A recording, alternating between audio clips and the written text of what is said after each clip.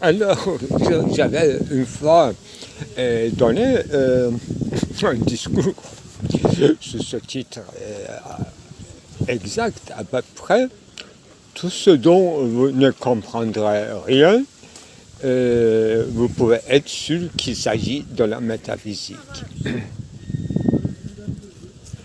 C'est un peu inspiré après la lecture de Giorgio Agamben dans certains passages de Langage et la mort. Il élargissait le champ, il incluait même le champ scientifique, les théories les plus modernes possibles. J'entrerai pas dans les détails, c'est déjà un discours oral que j'ai enregistré, il faut que je le trouve. Alors, moi, aujourd'hui, je pensais plutôt un certain renversement des concepts et des doctrines, et même des idéologies. Tout peut être renversé et donné comme résultat zéro. Ça enchaîne à mon première hypothèse action. Et ça renvoie directement, mais dans une clarté comme sujet exposé à travers la théorie des anagrammes, théorie et pratique historique des anagrammes, élargie dans son concept, dans le livre célèbre de Jean Baudrillard, la mort, l'échange symbolique et la mort. Vous voyez, on se côtoie, soit zéro, soit la mort, soit le métaphysique. Pour métaphysique, comme troisième instance, je peux ajouter, c'est pas du tout de la même ordre, mais le titre est éclatant des livres de Jean-Luc Marion. Ontologie grise de Descartes et métaphysique, si je ne me trompe pas, métaphysique blanche, quelque chose comme ça, mais ontologie grise, ça renvoie à une certaine neutralisation. Bon, il faudrait voir. Ces deux livres, le résultat d'une érudition sur Descartes et sur l'ensemble de l'ontologie, mais vu du point de vue quand même de Heidegger, qui sera, selon, à partir de sa grande axiome ou thèse, selon laquelle il y aura un dépassement impossible de la métaphysique. Il est impossible de dépasser la métaphysique, alors que Heidegger comprenait à peu près de la métaphysique, une ontologie qui reste dans une sorte de schématisme antique. Et prenant le Dieu comme quelque chose personnifié ou de l'ordre de l'identité, toute métaphysique, y compris toute exquise d'ontologie avant Heidegger, aura été simplement des sciences des métaphysiques, donc les prétentions de la philosophia perennis prima philosophia, c'est-à-dire métaphysique, mais tout en restant dans une mauvaise compréhension de l'être sous l'espèce de l'être. Alors, et moi, qu'est-ce que j'ai avancé aujourd'hui de nouveau? Voilà. Je vais ajouter des choses un peu en parallèle, renversement. D'abord, le mot renversement, ça se trouve dans le titre d'un grand article de Gilles Deleuze, comme appendice ajouté à la logique du sens, renversement du platonisme. Je crois que le titre c'était ça.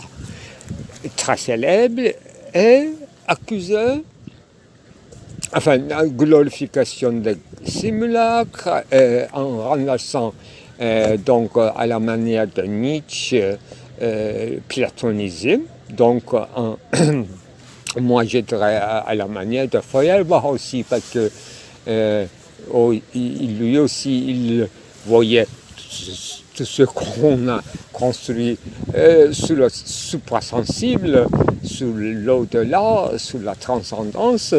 C'était mon modèle de manière anthropologique. Les hommes renvoyaient, projetaient tous leurs conflits d'ici-bas à des au-delà. Là, ils faisaient des constructions, surtout de l'ordre de religiosité, etc. Feuerbach aussi. Et la première étape de ce renversement, théorie de renversement, mais Nietzsche donc émancipait, assumait ce renversement comme une première étape de dépassement de nihilisme, mais enfin, sans crainte à tomber dans le ridicule. Et Deleuze aussi, dans son article, il répète ce geste nietzschéen apparemment, et il y a eu beaucoup de critiques de cet article, selon quoi ce ne sera pas un renversement véritable du platonisme, renversement entre guillemets. On ne peut pas sortir du platonisme en renversant tout simplement le terme platonicien, c'est-à-dire l'original et copie. L'être et l'apparence. En glorifiant les apparences, les surfaces, qu'est-ce qu'on va obtenir? Si vous voulez hédonisme, qu'est-ce que vous voulez? Pragmatisme, un certain pseudo-phénoménalisme. Mais jamais on ne sortirait de préceptes de chemin platonicien. C'était ça le argument en critiquant Deleuze. Deleuze proposait apparemment dans ces époques-là une vie, enfin une vie artistique, oui, qui ne dépendrait d'aucune universelle, ni limite, ni gain, loi, règle, mais d'une certaine sérialité. Peut-être que ça correspond à ce que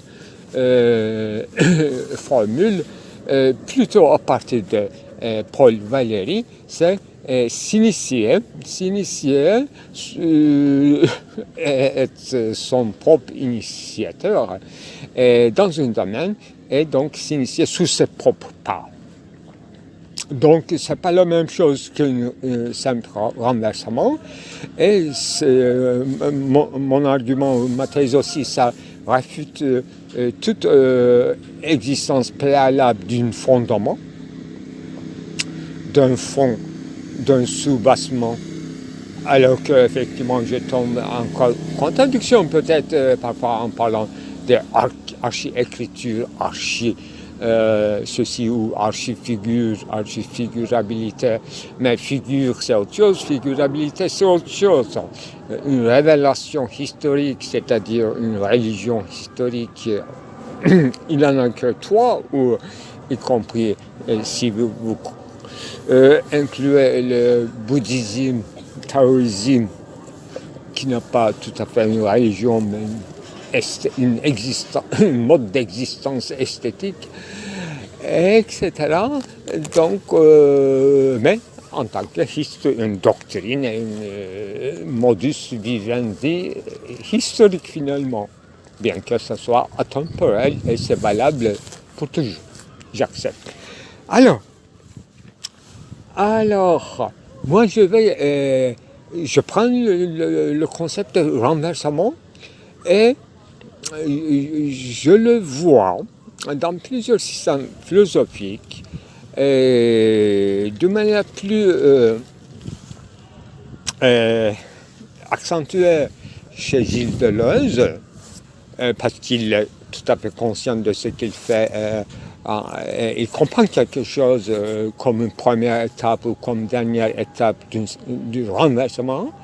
Et à l'époque aussi, dans son époque, l'époque où il écrivait ça, le mot détournement était maître mot des situationnistes, c'est-à-dire action artistique profondément politique, passée comme un acte pratique dans l'esthétique, dans le domaine esthético-politique, par le détournement. Détournement des images, détournement des phrases, détournement des mots d'ordre.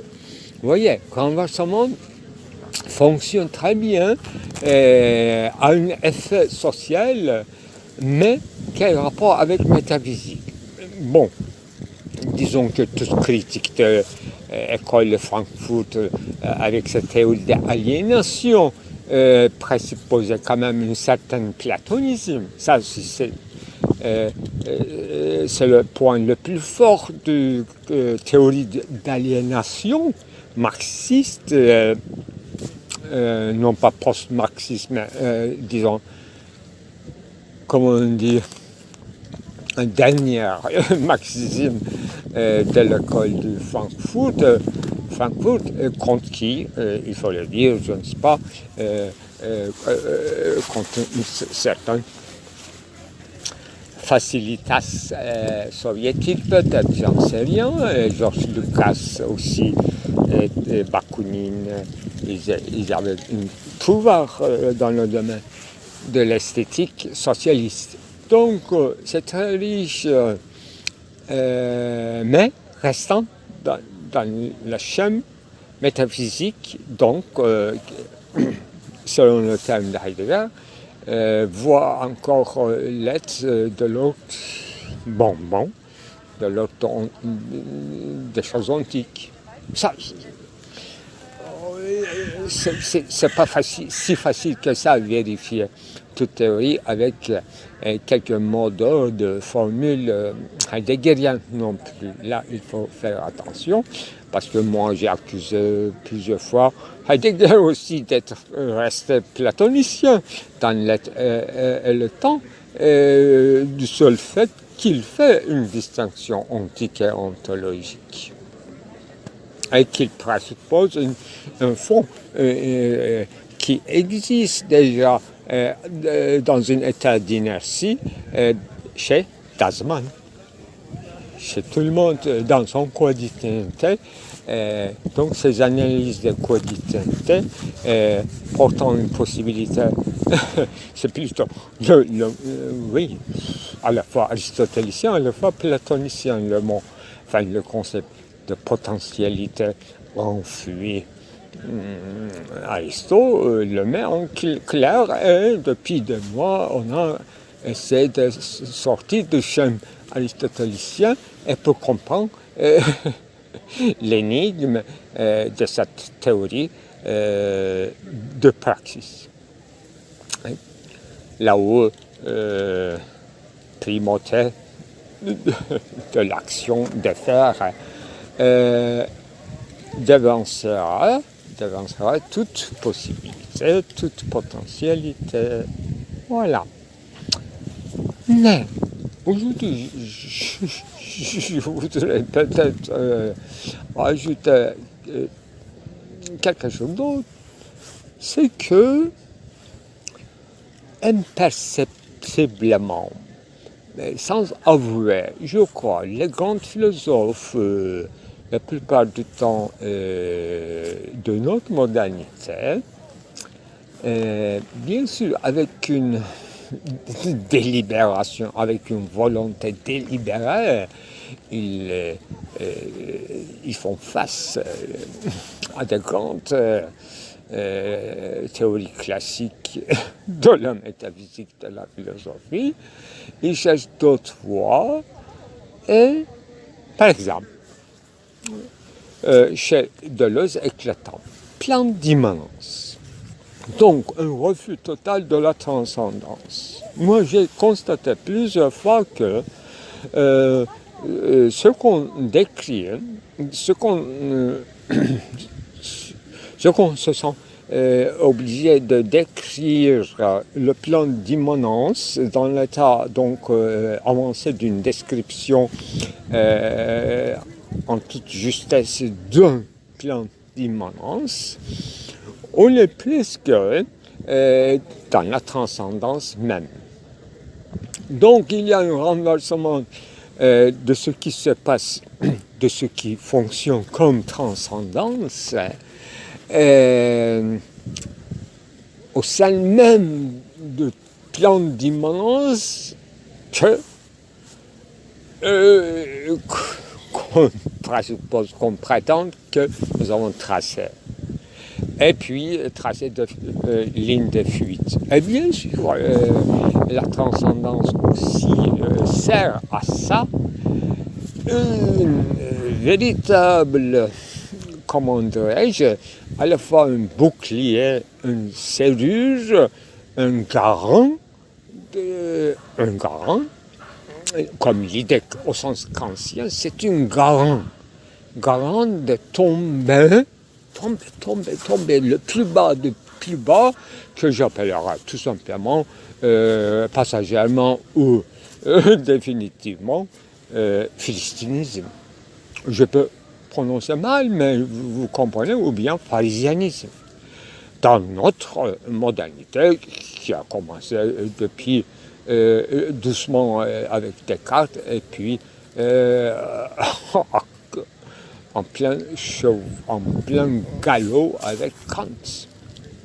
Donc, un garant, donc système philosophique kantien, avec son idée, qui est une, comment ça s'appelle, à la différence de l'idée platonicienne, c'est une rectification de l'idée platonicienne, un grand révisionnisme à l'égard du platonisme. C'est une garant de notre modernité pour ne pas tomber dans la pire du pragmatisme, dans la pire de l'empiricisme, dans la pire d'un sommeil ou la nuit platonicienne. Là, c'est un éveil à la vigilance. Il faut l'accepter. Et le mot vigilance, à mon avis, avec ses variantes en allemand, chez Heidegger ne manque pas, même Aufenthalt, garde une halt, qui veut dire finalement une certaine vigilance.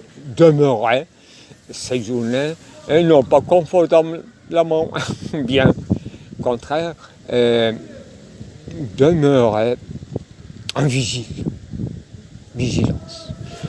Je suis un peu fatigué, mais j'espère que vous avez compris là où je veux arriver. On n'en sort pas de la matière physique, à plus forte raison du platonisme, mais on fait énormément des efforts pour ajuster à notre époque à ce qui se passe dans les siècles ultérieurs. Serrure, garant, verrouiller système, déverrouiller le système, ouvrir les branchements, boucher de la dialectique, essayer de s'en sortir, chercher d'autres voies qu'une idée de progrès continu.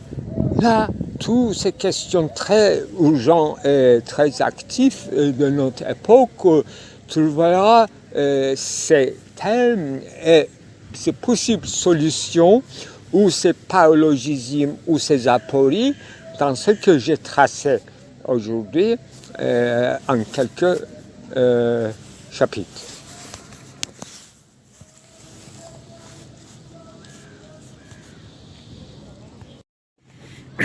Alors, c'est dialectique, déjà, vous connaissez très bien ce qu'on appelle retournement des contraires l'un à l'autre, n'est-ce pas?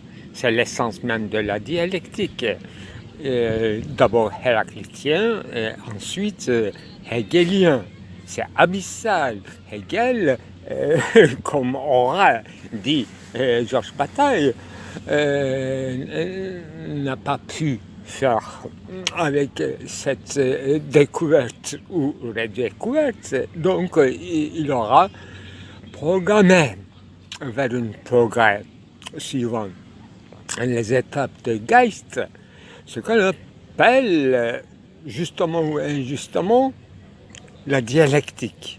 Dialectique hegelienne, c'est un salut que Hegel a trouvé pour sauver d'abord quoi, sa santé mentale, au sens où de la santé de toute Geist, que Geist ne devient pas quelque chose gazeuse, ne se disperse pas, ne se disperse pas, qui se ramasse, ne serait-ce que par moment important. Moi, je disais instamment, quand même, dans mes enregistrements, que je cherche des points notants et je n'aime pas le jeu pour le jeu.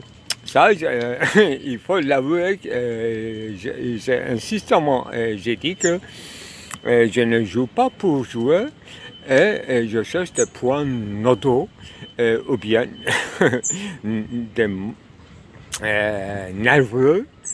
Là, il y aura quelque chose de l'événementiel. Et j'ajoutais que je n'attends pas quelque chose de l'ordre de la révolution, mais ce sera encore pur d'un concept de révolution.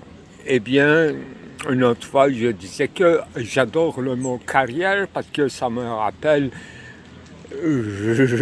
justement révolution des astres. Là, que faire avec ce mélange de discours de microcosme, macrocosme, microcosme? Et en plus, bon, j'ai des enregistrements que je ne trouve pas. Quand je trouve, je suis déçu. Donc les titres peuvent être un provocateur, promettant, mais le contenu seulement exquise. Ce sont des promesses. D'ailleurs, chaque film renvoie à un autre film. Et même dans les séquences, si vous faites attention, le titre de séquence, c'est-à-dire sous-chapitre, se détermine par la dernière phrase. C'est-à-dire que là où on est arrivé, au point culminant d'un discours, le chapitre s'achève et le titre se compose. Rétrospectivement, elle devient le titre de ce chapitre-là. On passe à une autre, ou bien on fait un montage, selon concours de circonstances atténuantes. Voilà, c'est mon jargon à moi. Qu'est-ce que je voulais dire? Alors, depuis quelques jours, j'ai très mal à finir, à accomplir un film qui s'intitule toujours Tout est à peindre. C'est fantastique, mais j'avais commencé dans fin fond de la nuit ou à l'aube du matin avec toute une litanie des actions pour faire commencer ce film avant que véritable déroulement s'ensuit, mais j'avais un schème déjà par quelques consultation de l'ensemble de ce que je filmais ou bien de ce que je pratique en peinture. Voilà, les actions, certaines actions concernant la peinture, non pas de l'art en général, ça s'ensuivait parfois de l'autre contradictoire ou donnant lieu à des paralogismes voulus pour ouvrir une certaine aporie. Un exemple de première ligne, tout est à peindre, tout est à repeindre, et le monde est fade, le monde est terne, la nature est toujours renaissante, donc régénératrice. La nature est génératrice, le monde est terne, ou bien peinturé, etc. Et il faut tout peindre, ou bien il faut tout laisser intact. Là, on devient tout à coup, à partir de ce genre d'incipit, indécis, est-ce qu'il faut peindre ou laisser être intact? Est-ce qu'on veut laisser détériorer les choses, se vieillir, devenir ruine, ou bien on veut les restaurer, on veut les peinturer. Vous voyez, la nature est toujours renaissante, autant que la nature, ce qu'on appelle la nature, nous reste. Et la nature qui est en nous, etc. On peut élargir la discussion, mais le problème indécis, c'est est-ce qu'on est obligé de peindre, hein? Tout est à peindre. Pourquoi c'est pas seulement de peindre, mais peindre? C'est mon choix, moi, c'est tout, c'est un choix. D'abord, grand sujet, souveraineté de l'auteur, souveraineté de l'artiste, souveraineté de peintre, cette libre arbitre qui nous rejoint à toutes sortes de théories possibles et des discussions concernant arbitrage, délibérément, volonté et choix, et tout ce qui s'ensuit autour de concours de circonstances. Quel rapport avec notre propos qui tourne à travers la grande dichotomie entre l'idéalisme et l'empiricisme? Donc, faut-il être universaliste ou idéaliste, intransigeant, ou bien se laisser se hasarder dans le concours de circonstances et faire un pair, il y a de chaque chose, tout à peindre. Donc, tout est entrer à s'imbiber pour les structures moléculaires, chimiques et toute chimie et la chimie qui s'ensuit. Quand on dit la chimie, effectivement, ça devient toute conscience et conscience de moi. Toute connaissance est d'abord une conscience de soi, de Hegelien. C'est ça. Tout se répète. Moi, pour ne pas confondre, pour ne pas vous enfuir dans une confusion de la nuit platonicienne ou la nuit kantienne, ce sont mes termes dans ce film-là. Moi, je vais aller à une conclusion à ma guise en disant que vu qu'on ne peut pas sortir en sautant d'un seul pas ou avec deux pas, avec une grande saut de la métaphysique, donc comme on ne peut pas pénétrer dans la comme on ne peut pas pénétrer dans la métaphysique, on ne peut pas pénétrer dans la pénétration, comme on ne peut pas toucher le toucher, mais seulement en faire une expérience autre. Comment? À la manière sûrement de Nasreddin Hoxha. Si vous ne connaissez pas l'inconnu, vous le déplacez, s'il vous plaît, à la connue. À ce qui est supposé connu par les autres et par vous momentanément par vous et pour l'éternité inconnu pour les autres. Donc vous tombez dans le coin, disons, philistinisé. Quand disait que voilà, le pouvoir souverain de peu qu'il y a incrédulité de leur sujet concernant la supranaturel, donc c'est-à-dire une possible, fort plausible d'un châtiment de ce qu'on a commis comme mal ici-bas, dans l'au-delà.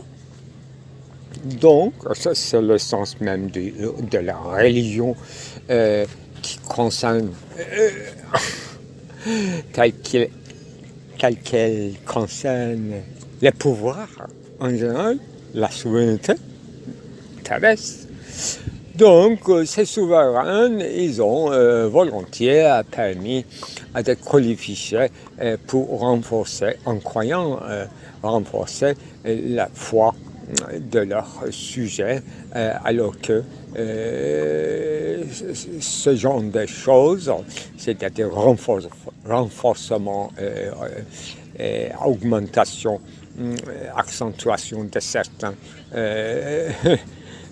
irréalités d'effets d'imagination dans des doctrines qui devraient rester morales, mais ils ont devenu religion, selon Kant, le troisième critique. Ils ont volontiers autorisé à être propagés auprès de leurs sujets, dans leur société, toutes sortes à des pratiques donc artistiques concernant l'esthétique transcendantale et des schématismes et des quasi-concepts réflexifs. Mais la conséquence est que tout ce qu'ils ont permis, laisser être, a donné cette conséquence d'avoir des sujets encore plus obéissants à la mère du pouvoir souverain que jamais. Donc, ils ont découvert, ces souverains, ils ont découvert comme des grands métaphysiciens le secret du monde, mais assez élaboré quand même, pour faire régner non pas le mal dans le monde, mais leur statut de souverain qui dépasse toute valeur de jugement comme bien et le mal. Voilà, je voulais arriver là. C'est un croire comme Deleuze, à mon avis, résoudre ce problème de renversement qui est insuffisant avec la théorie de l'indiscernabilité du bien et du mal et indiscernabilité de la transcendance et de l'immanence. Avec un empiricisme supérieur, on peut avoir tous les autorités de la transcendance tout en restant ici-bas et dans un champ de praxis à développer. Donc j'approuve la solution de Deleuze, à mon avis, qui ne sera due surtout chez Anti-Oedipe, qui ne se réduit jamais à une qualifiée de la psychanalyse de troisième degré de plus bas. Donc, chez les Américains, il était une fois, once upon a time. Vous avez tout compris. Et ici, en Turquie, c'est la reine, même pas psychanalyse, à votre rompu, reine d'une bien-être en management, se régler son propre bonheur non pas en critiquant les autres, et au-delà de toute négativité, se, se réjouir des biens qui sont les siens, etc., etc.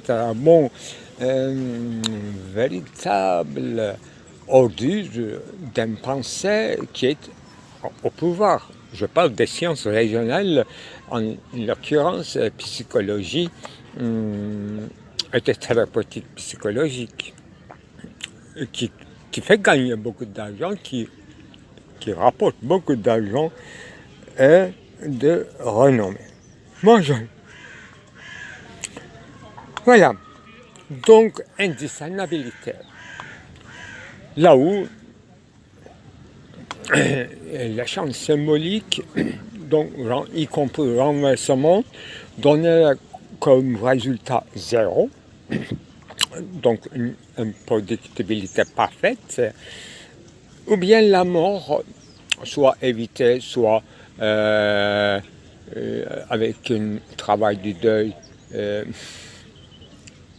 on fait avec, on a appris, on a à apprendre à faire avec. C'est la moindre chose quand même pour devenir philosophe. Faire avec, apprendre à mourir, c'est philosopher. Ça, il ne faut pas oublier ce précepte socratique qui sert à la fois déconstruire, à la fois déchiffrer, à la fois donner un sens à ces pratiques qu'on appelle philosopher, qui existent dans des manières différentes dans des autres cultures. On ne peut pas présupposer, à mon avis, une culture sans philosophie, mais les modalités sont très différentes. C'est pour ça que moi, j'élargis domaine ou appellation de la métaphysique, donc de la philosophie, y compris toute science, mais rapport à ces entités devient important. À chaque fois quand je dis rapport, effectivement, il faut penser et vérifier cette ligne rouge qui traverse et qui divise toutes les divisions de Saint-Paul comme une contribution énorme à la dialectique, dont le dépassement est absent, mais une certaine éthique de demeurer, séjourner, donc vivre, apprendre à vivre, est essentiellement maintenu chez Saint-Paul, dans le christianisme de Saint-Paul. Qu'est-ce que je peux ajouter? Donc, il faut dire que moi, en tant que ma solution finale, on a droit à nier, critiquer, c'est difficile à dire, mais on peut critiquer tout, mais on ne peut pas envoyer à se balader, on ne peut pas exclure, on ne peut pas nier aucune invention conceptuelle dans les limites, donc, à la fois de la magie africaine polynésienne, à la fois philosophie, donc sous l'égide de bon génie, qui exclut la mauvais génie. C'est la comique de la situation, c'est le théâtre de boulevard, burlesque, Descartes, mais qui nous révèle toute la vérité en tant que vérité. Et suivant, bien sûr, une grande doctrine comme Marcel Mauss, ainsi de suite Lévi-Strauss, qu'on a eu cette idée d'interchangeabilité, substituabilité des signes en guise de dépassement, alors qu'on ne dépense on ne dépasse rien dans ce dépense. Voilà, il faut finir ainsi. C'est ça, échange symbolique, qui a l'air très gratuite, mais dans ces échanges, y compris échanges monétaires, financiers, des biens matériels, des biens qu'on appelle fiduciaires, des valeurs fiduciaires, c'est-à-dire des richesses, échange des richesses qui n'existent pas en tant que telles sous la main. Et donc, échange des grandes magnums, des grands noms, comme disait Karl Marx, les noms, grands noms. Donc, il s'agit d'effigies de monnaie. On échange des effigies. Qu'est-ce que je peux ajouter? J'en ai fait, enfin, l'état de presque tout ce que j'ai prononcé ici, soit dans mes films, soit dans mes articles, soit dans mes livres. Donc, je ne recompose et je vois, j'affirme que métaphysique et la magie y compris. C'est-à-dire signifiant zéro, appelé mana, dont la signification est absente, est responsable de tout système de signification. C'est ça, mana. Polynésien, donc, une sorte de théorie de la magie, si vous voulez. Donc, rien de nouveau sous le soleil, tout fonctionne très bien, il est bien ensoleillé aujourd'hui, j'ai pas de mal, je jonche de joie, et je finis mon discours, j'ai des choses à dire, peut-être ajouter, comme brécher des fentes et des fissures, des cravages sur le mur lézardé ou le mur blanc, ce que j'appelle le tableau complet. C'est ça ma peinture d'aujourd'hui, merci bien, à la maison.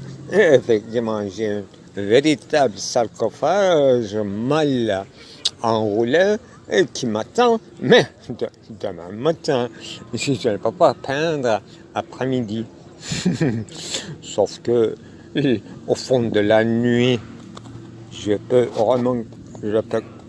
recommencer à ce grand tableau qui n'est qu'un sauvetage, un certain rescue, comme mon dernier film que j'ai publié ce matin. Je suis dans l'intelligence matérielle, ou plutôt, je suis l'intelligence de matière. Et entre guillemets, il y a un dans, c'est-à-dire je suis dans l'intelligence de matière, génitif, actif, passif. C'est-à-dire que je me suis promis publiquement que je suis matérialiste dans la peinture. Malaria, c'est bizarre en allemand, la peinture.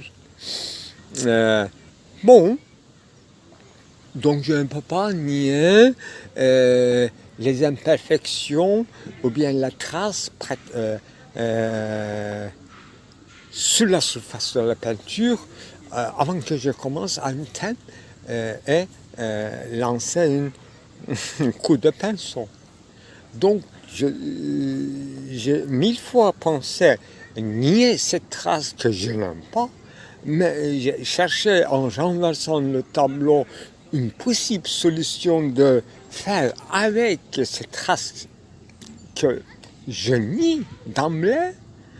Je ne trouve pas l'esthétique selon mes exigences de l'instant et ma disponibilité de peindre, de mes habitudes, de mes acuités, d'ingénium, de main, de coups, bien sûr de pigments. Donc, je me suis résolu d'accepter en tant que tel toute cette trace et j'ai commencé à aller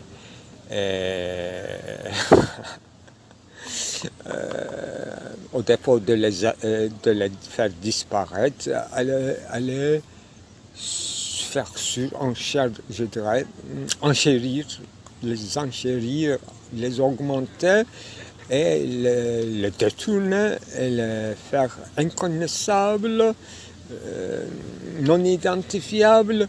Mais le résultat, effectivement, c'était pas un enchantement immédiat, comme c'était souvent le cas qui m'attirait à un tableau.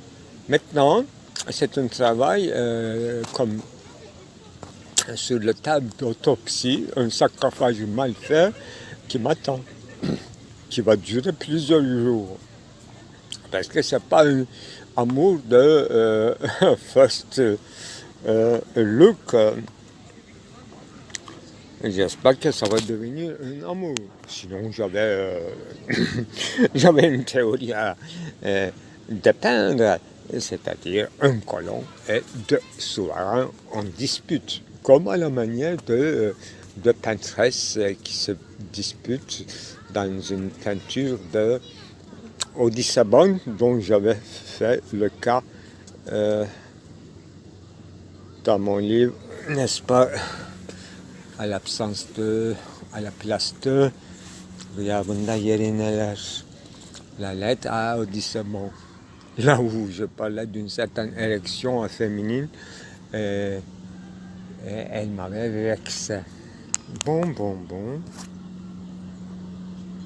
Indéniable déni.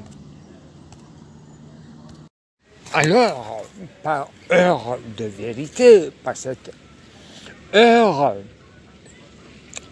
à laquelle nous sommes soumis et devant laquelle nous sommes enchantés, c'est notre Dieu unique, la vérité.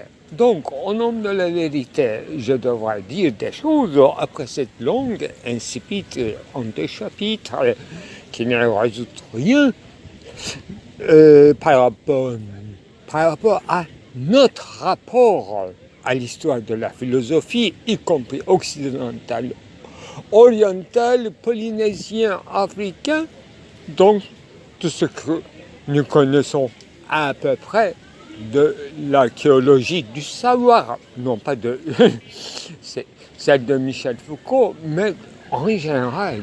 Donc, j'ai proposé une exquise quand même de sortir, non pas de la métaphysique, mais faire avec et dans la joie, dans l'heure le plus plausible possible. Parce que tous nos instruments y résident. Tous nos instruments y résident en tant que, il fallait dire, arsenal ou un dépôt d'armement, comme on disait, en fait, dispositif conceptuel, bagage conceptuel. Et je disais, depuis des années de 2017, des procédés. Ça, des manières, autrement dit, mais les procédés sont formels et transposables d'un domaine à un autre. Notre domaine, c'est la peinture. Donc, il faut y revenir après ces 2 longues insipides sous le titre métaphysique et quoi faire avec la métaphysique dont les réponses sont très claires, indiscernabilité, etc. Indépassable horizon de la dialectique qui rend compte quand même de cette aporie et qui en propose des solutions fallacieuses, épiphénoménales, épocales, etc. On a nommé le nom de Hegel. Alors, ce qui m'attend, ma peinture, ma toile, mon mur lézardé, là il y a une ascension et descendance, ascension au sens de miracle, c'est-à-dire une circumnavigation de toute l'histoire, tant qu'il faut, c'est-à-dire pas toute l'histoire. Je disais dans le sous-titre de mon film, n'est-ce pas, en 12 tableaux. 12, ce n'est qu'une arithmétique au sens de quoi heft punch, un certain hexamètre et octomètre. Et suivant le cas, je vous assure, il y a des troubadours qui jouent avec le rime, après chaque strophe, de manière, je dirais, crescendo, comme une symphonie, dont la description existe dans le dictionnaire. Bon. Alors, quoi faire? D'abord, l'heure de vérité, il faut le dire que j'ai acheté un tableau, donc la toile ne m'appartient pas, je l'ai acquérie avec l'argent, et parce que j'avais besoin à la fois d'une surface et un châssis, c'est-à-dire une Gestel qui supporterait ce que j'appliquerais comme violence picturale, donc solide et assez flexible pour résister à ces coups de pinceau ou de... parce que je ne commence pas avec le pinceau mais avec les doigts. J'ai appris qu'il ne faut pas utiliser le corps humain, il ne faut pas apporter en tant que peintre son corps entier, surtout pas les doigts, sinon vous seriez hospitalisé dans quelques semaines, et ce fut le cas. J'ai appris vite que 16 ans parlaient métaphoriquement, spirituellement. Le peintre n'apporte pas son cœur, je ne dirais pas non plus son cœur. Il devrait ruser. Il devrait ruser parce que nos petits doigts, soit celui de Gaillard, n'est pas si solide que ça à nos exigences, devant nos exigences picturales. Donc, pour la vérité, la trace que j'ai achetée,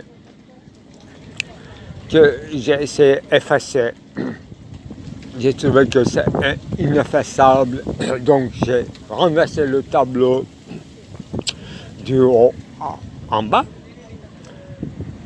et la tête en bas. Eh bien, j'ai commencé à un peu voir les figures, mais d'abord, il faut avouer que le tableau, avant qu'il soit bousillé par moi, hier, d'abord, pour une couche première, ce matin, pour des figurines, donc c'est un acte de délibération, un choix d'un sujet, une adaptation, une certaine... comment on dit, consentement, non, une certaine voilà, assise avec autrui pour parler, quoi faire. C'est une stratégie politique, non pas formellement, mais du fond en comble et incluant le contenu de la trace. Que faire avec cette trace en renversant un objet de colifichet à la merci de toute cité et fallacieusement mystique, c'est cette demi-croissant. Voilà, bon, c'était ça le sujet. Que faire avec tant de croissants? Que veut dire ces croissants? Donc, j'ai renversé, j'ai vu l'État. J'ai pris comme modèle dont je connaissais le nom à partir de Roland Barthes, Archimboldo, qui a vécu sous le régime de Maximilien en Allemagne. Eh bien, d'abord j'ai commencé à fructifier mon champ avec tout les matières dégradables en vue de recycler pour qu'ils soient desséchés en petites bas-reliefs. Ça, c'était une première étape, je voulais laisser, mais je n'ai pas resté là parce que il y a quand même une possibilité, une durée de concordance des différents matériaux sur un tableau. Et il faut en toute dépêche, en toute urgence, trouver des solutions. Et c'est excessivement fatigant. Ce matin, j'ai vécu tous ces scènes et bien que depuis des jours, j'ai préparé des préparations, des bleus foncés, des noirs marrons, tout ce que je n'ai pas utilisé et tout ce qui est près des gens qui n'ont pas utilisé, qui envisagent toujours un grand tableau. Ce n'est pas une très grande taille, mais bon. Donc, la vérité est que je bousille et je détourne un certain nombre de traces ineffaçables. Et la première étape, c'était un renversement. Prenez bien, écoutez bien le concept. Et bien, deuxième, obéir, c'est-à-dire faire une répétition ontologique au sens heideggerien, et non pas renverser le platonisme. Aller dans son sens, mais à l'envers. Et faire tout le trajet, si c'est possible. C'est très fatigant, mais en raccourci, c'est le sens de l'art, quand même, du perspectivisme. Raccourci, n'est-ce pas? En très peu de temps, faire des changements et faire montrer, toujours dans la logique de vitesse, éclat et détournement, compris par les situationnistes, socialistes, communistes, école de Francfort et au-delà, Guy Debord et ses compagnies, dont nos prédécesseurs avec Georges Agamben et moi. Historiquement, par hasard, etc. Bon, et on est dans l'état exact de ce moment. C'est ça que je voulais souligner. Pourquoi? Au nom de la vérité d'un process, non pas d'un programme, que j'ai utilisé le mot programme, j'ai effacé, non pas définitivement, mais par la lourdeur de gigabytes de mon film, en ce qui concerne tous ces paralogismes concernant non pas que peindre lyotardien, mais tout est à peindre, tout est à dépeindre et tout le monde est peinturé, la nature est génératrice. Eh bien, il faut laisser intactes les choses, laisser être, et il faut tout peindre. Tout est à peindre, et tout est à repeindre, je souligne, Et dans un autre enregistrement, je vous l'ai dit, j'avais aussi prononcé qu'il fallait détourner au sens où propriété, droit de propriété, droit d'auteur, signature, dernière signature, première signature, trace reçue, héritée, voilà. Tout ce que je dis, ça relève d'une éthique de la vie en praxis. Autrement dit, une réponse à que faire. Que faire? Que peindre. Moi, j'ai choisi peindre, non pas pour devenir, vraiment pour expérimenter la chose que j'ai tant discouru, c'est-à-dire praxis, à l'échelle réduite, à la maison, dans le jardin public, donc dans la ceinture de sécurité. C'est facile à dire, c'est difficile à réaliser. Dans notre époque, on n'est pas dans l'agora de ceci ou de cela. On est toujours dans la quasi-clandestinité et on est toujours dans la dissimulation et dans le jeu des apparences afin d'ouvrir une clairière pour nous, ne serait-ce qu'un mur laserté, ne serait-ce qu'un mur blanc, ne serait-ce qu'un mur est déjà occupé, siégé par un pouvoir souverain, par ces symboles impérial. C'est ça que j'ai ramassé. Une toile d'impérial ottoman qui assiège aussi ésotérisme islam, c'est-à-dire soufisme. C'est ça. Mon sujet principal, c'est ça. Et je n'ai pas encore avoué que ce que j'ai vu qui existait bel et bien comme pastiche dans ce tableau, quand j'avais acheté, je n'ai pas remarqué, et j'ai longuement analysé quand même. Et en agrandissant, j'ai vu sous la casque en bronze, probablement au nez, des pierres précieuses bleuties de Alpassant, donc conquéreur non pas de Constantinople, mais d'Anatolie, première entrée réussie, donc 11e, 12e siècle, Alpassant.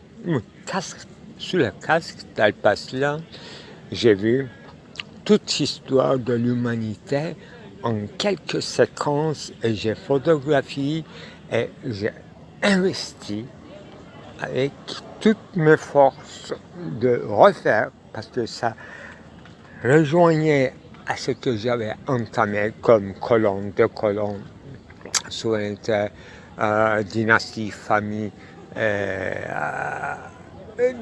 comme thème pictural dans ma production.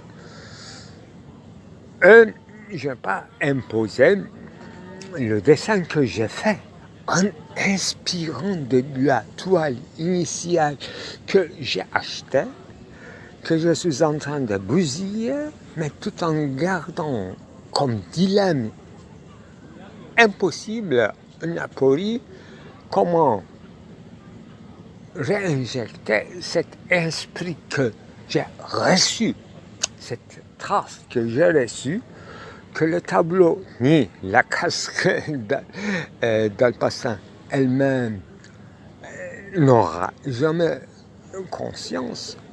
Une autre histoire qui vient encore plus profonde, qui est visible sous la surface, à condition qu'on y voit, qu'on sache le regard. C'est ça un monde de dilemme, très fatigant mais très passionnant. Merci, au revoir.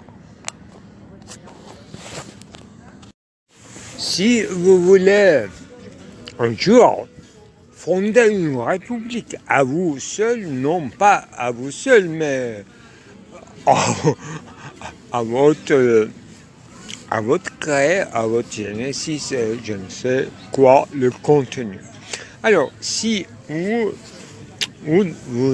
décidez un jour fonder une presse, un simple presse, c'est-à-dire une chose publique, un bel public, un dancing public, un sanitarium, un hospitalium, une salle pétrie, une horrible chose publique, la chose publique, la chose même, chassée, qui veut dire une gestelle publique. Le fondement de tout État, Gestell, c'est-à-dire une chose sachez, chez X, non pas transcendantal, enfui, non, ce qui reste comme ossement, ossement, squelettique, la chair corrompue, ensevelie, mise au point par un bout de bois croisé ou en forme de la lune croissante. Continuons, si vous voulez, un jour, une envie qui vous vient de fonder une res publica.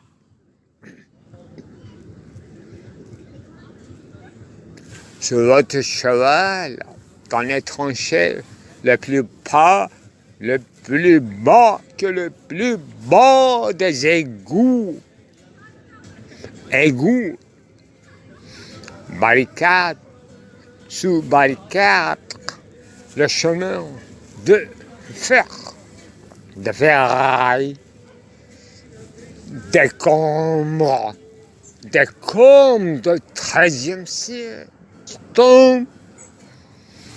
qui dresse le peuple, dont l'idiome incompréhensible, ce dont l'idiome est incompréhensible, sauf dans son entourage en proximité, et vous fondez l'universel parce qu'il y a une proposition. De quoi?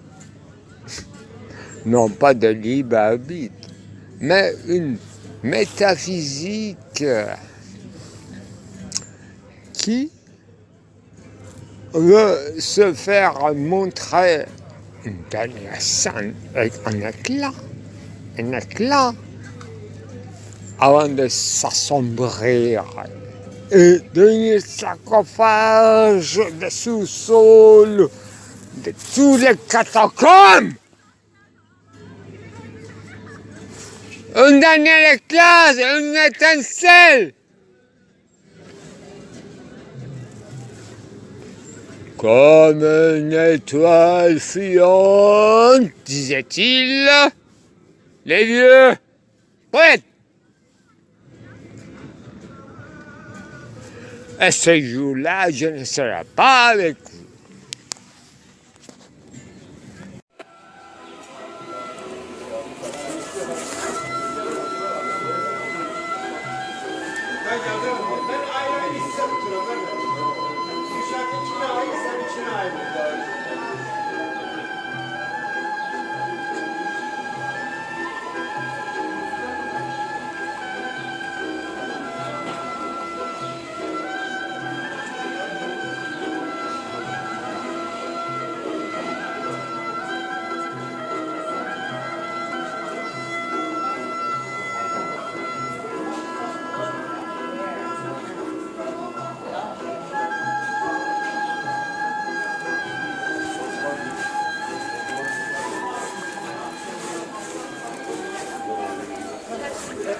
C'est du Samatia pur sang.